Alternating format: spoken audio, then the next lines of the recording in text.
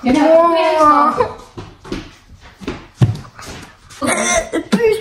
morning, good afternoon. Mga titas-titas. Nagpapakitang gilas sila. Dalawa. We can dance here. Show to titas-titos. Okay, show them how to dance. Okay, no more vlog. Tali. Kuya Alex, I told you, parang vlog is left. Okay na. Okay. Tali. Oh.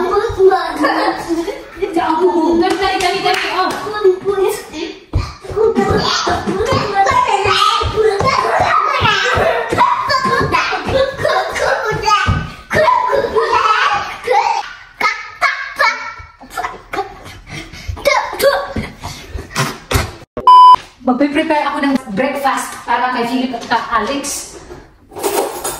Then, sinabi ko sa kanila, doon tayo sa labas kakain para maubos nila itong pagkain nito ba. Minsan kasi, naiirita ako ba, magluto ako tapos hindi naman sila kakain. Gumagawa ako ng paraan. Mabuti na nga mo, maganda ang panahon ngayon. Mainit na. Summer na siguro ito. Sana nga. Simple lang naman ang breakfast. Itong sausage at saka salami ito. Ang favorite ni Philip at ni Alex. Mas gusto nilang kumain sa labas. Ang mga nanay talaga no, lumidiskarte ba? Hindi ako gumagamit ng oil ha. Takot yung mantika sa akin. Ay, ako pala yung takot sa mantika. Hindi kasi kila ito maubos. Siyempre, ako ang kakain. Ayaw ko naman na after ng exercise, yung mga food ko, ang daming oil. Sana all conscious. Maglilinis yan sila kasi sinabayan ko sila na maglinis muna. Lalabas tayo. Mommy, we want to clean up. Okay na muna, Philip ko. Clean up. Kuya, ano bring that one phone ko? Mommy, let go. Ay, naku, gusto talaga ni Alex na maglinis sila ng toys. Ito naman si Philip, gusto niya, ayun yung mga toys sa labas. Niya ba di Kuya? Tinulungan ako ni Kuya. Dadalhin na niya yung dalawang chair doon sa labas. Proceed? What? Mommy shoes? Puso, dobre. Tulungan ko muna siya. Mga sa akin na kasi ito si Kuya Alex eh. Kaya tulungan niya ako para mas madali daw. Dito ako magsasampay ng mga nilabhan ba. Ito kasi ang mas ang sa init eh. 12 o'clock, dito na naman ang init i-transfer. Sampay ko lang itong mga damit namin para makakain na si Philip at saka si Kuya Alex. Nagutom na itong dalawang tuba sa kakaantay sa akin. Ang tagal kumatapos dito. This week kasi maganda yung panahon namin. Mainit na. So every time na summer dito sa Slovakia, naalala ko always ang General Santos City ba? Iniisip ko yung ginagawa namin dati. Magbanding, chismisan sa kapitbahay, early in the morning, nangapitbahay na. Minsan kumakain ng saging, na may ginamos, dayok. Nagpatulong ako sa kanila na dalhin na yung mga tubig, plato sa labas. Ayan, sige go now. Put it at a small table. Ilabas ko na lang. Po in the middle, Kuya. Anday Philip ko, tak dobre, jakuyem, tak. Sad not, no? Kaya ka eh. Pasensyahan nyo na yung background. Ganyan lang talaga yan siya. Hindi naman yan madumi. Dobre, potskay. Tapos ito na yung food na niluto ko para sa kanila. Tignan natin kung maubos ba ito nila. Kung may matira man yan, alam na this. Kung sino talagang kakain, walang iba kundi ako. Hindi na sila makapag-antay. Nagutom na ata to si Philip. At saka si Kuya Alex. Matutupad. Excited sila na kakain dito sa labas. Yeah. Put, Sky.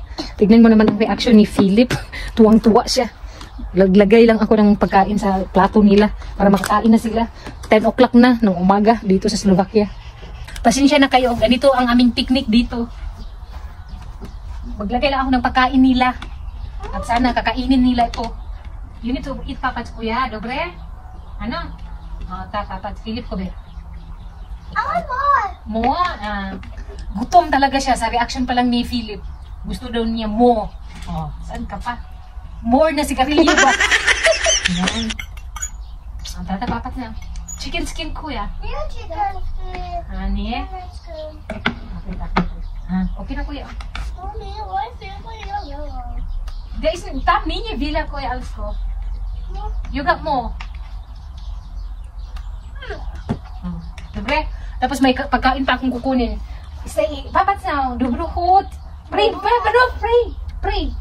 Prosim pray.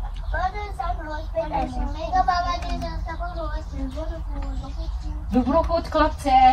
Hindi kami magstay na matagal dito. Medyo mainit na. Masakit na yung init sa balat ba? Baka kasi masunog sila. Ang balat ko pala baka masunog. Alagang kanila pa naman to. Talo, kuya. Uy, naku, walang gana si Kuya Alex, ha? Ay, oo na. Diyan, kuya, nag-remind si Kuya Alex ko, vitamins pala niya. Ito yung vitamins ni Kuya Alex. Ito yung pinapa-remind niya sa akin. Bigyan ko lang siya ng 2. Usually kasi, iniinom niya while kumakain ba? Parang fish lang. Shark kasi ito. Mommy, I want to eat. O, sige na, Papat. Father, Son, Holy Spirit, Amen. Thank you, Papa Jesus, for the food. Bruvot. Father, Son, Holy Spirit, Amen. Puto ba? Ay, naku, wala man silang ganang kumain. Mommy, I want to this. Ay, do you want this? Binigyan ko sila nito kasi gusto din nila to eh.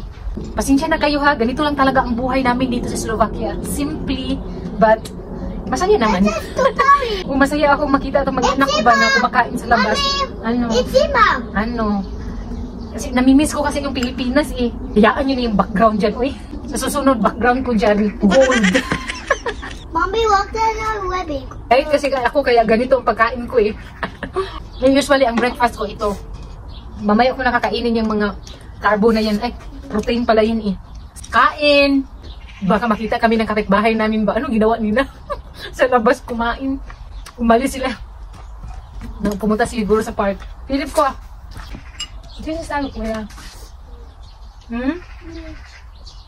Too neat. Wala sa mood si Alex ba? Last night, may lagnat siya. Sa totoo lang, ito yung pinakaayaw ko ba, yung magkasakit sila. Nasabi ko nga, dapat ako na lang yung may lagnat, no? Hindi sila nakapasok. Absent na naman. Na-board na nga ito sila dito eh. Is it so hot? Ano? Kaya pala wala siya sa mood. Nainitan pala eh. Ay, Diyos ko, ang dami namang langaw. Hindi langaw, lagong.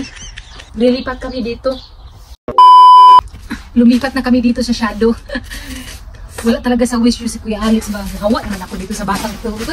Mommy, I want to do you want put kay Kuya? With Milieko. Ano? Okay, put kay. Tiras? Ito ang gusto ni Kuya Alex. Nagdala na lang ako ng gatas. Wala sigurong lasa siya. Dahil may lagnat siya last night. Nahawaan siya ni Philip. Tumawag naman si Vladimir kanina. I-inform daw niya ang doktor kaso nga daw naka-leave. Kaya hindi niya matawagan. Kung paano niya makontak yun. May sekretary naman eh. Mag-ask lang siya kung anong dapat na antibiotic bibilhin. Kasi ang ubo niya, ilang months na, hindi pa rin nawala. Kaya walang ibang maka-heal sa kanya. Hindi yung antibiotic lang ang kailangan ng katawan niya. Wala na talaga siya. Sobrang weak na ang kanyang immune system ba?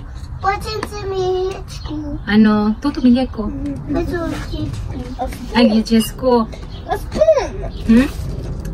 Tinamad na akong pumasok. Hugasan ko lang to. Ayan. Akala ko kasi ayaw niya ng gatas. Ayan o, hindi na kinain. Siyempre, alam nga naman itapon ko sa'yo. So ako ang kakain. Uy, mga amigos-amigas, kakain pala tayo. Siko. Ito yung pinakagusto namin dito sa Slovakia. Ang samba. Ito yung inaantay namin. Sa tingin ko talaga ang immune system niya, hindi na ganun. Katibay ba? Nung bata pa siya, nagsimula na talaga siya sa antibiotic. Kaya hindi siya ma-heal sa mga normal lang na gamot. Ganito talaga no kapag may mga defect ba sa katawan. Kaya naawa na nga ako sa kanya eh. Saglit lang, wag mo munang i-forward. Sa mga naghahanap ng extra income, ito na ang sagot. Si MetaMax. Ako ay isang member ng MetaMax. For example, Prada. Ang kailangan lang mag-rate. Then success, then back. Ganun lang kasimple kumita kay MetaMax. And then maghahanap ka lang kung anong gusto mong advertisement na panoorin, then mag-rate, then automatic create ng income. It's depend upon sa package na na-avail mo. Kung ikaw ay naghahanap ng extra income, ito na ang sagot sa'yo, si Metamax. Ang aking referral link nasa description box, pati na yung code. Sabi ko na nga sa inyo nakita kami ng aking sister-in-law. Nandito kami kumakain. Okay lang At least nag-enjoy naman yung mga bata Tinanong niya ako kung breakfast ba daw ito. Sabi ko na lang sa kanya, snack. Ang ending pa pala breakfast kasi 10 o'clock na Wala pang kain ng mga bata. Sinadya ko kasi para kakain sila. Ang ending pala, hindi kumain. O ba? Ang hiwid na. Not feeling well talaga si Kuya Alex. Mommy, what is that? Mushroom. Nakita ni Philip yung mushroom. Masakit daw kasi yung paa niya Yung sa lapa-lapa ba? It's not pain anymore.